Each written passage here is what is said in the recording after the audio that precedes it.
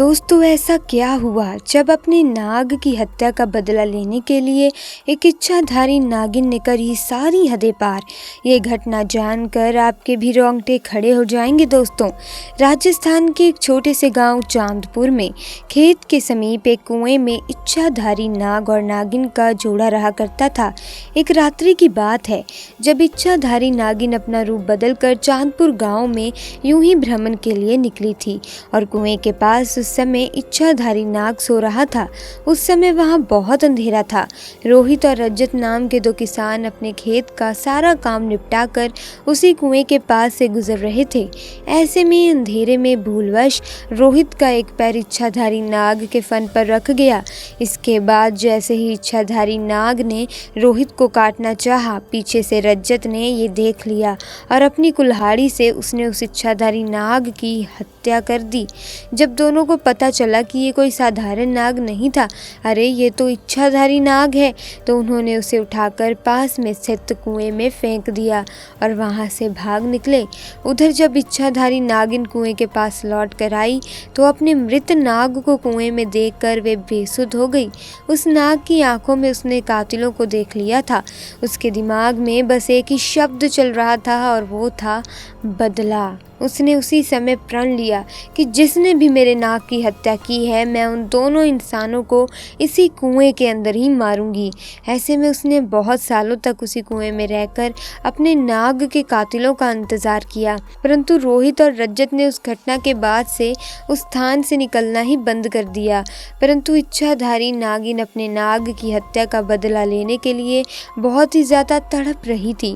उसके सब्र का बांध टूट चुका था और उसने निश्चय किया कि अब मैं गांव में जाकर ही उन दोनों हत्यारों को मारूंगी। उसने बहुत ही सुंदर कन्या का भेष धारण किया और चांदपुर गांव में पहुंच गई। पूरे गांव में उसने नाग की आंखों में देखे कातिलों को बहुत ढूंढना चाहा, पर वे कहीं नहीं मिले। परंतु रात्रि के समय रोहित और रजत पुणे खेत से काम करके वापस लौट रहे थे। तभी उनकी इच्छाधारी नागिन पर नजर पड़ गई। उस समय उसने बहुत ही सुंदर कन्या का रूप धारण कर रखा था और वे अपनी सुंदरता से रोहित और रजत को लुभाने लगी। वे दोनों उसकी सुंदरता पर मोहित हो चुके थे। ऐसे में उस लड़की ने कहा, आओ मैं तुम्हें स्वर्ग की सैर कराती हूँ। वे दोनों बेसुध हो गए और उसके पीछे पीछे जाने लगे। उस लड़की की सुंदरता में इतने मोहित हो चुके थे कि उन्हें समझ ही नहीं आ रहा था कि वे दोनों उसी स्थान पर जा रहे हैं जहाँ पर उन दोनों ने नाग की हत्या की थी।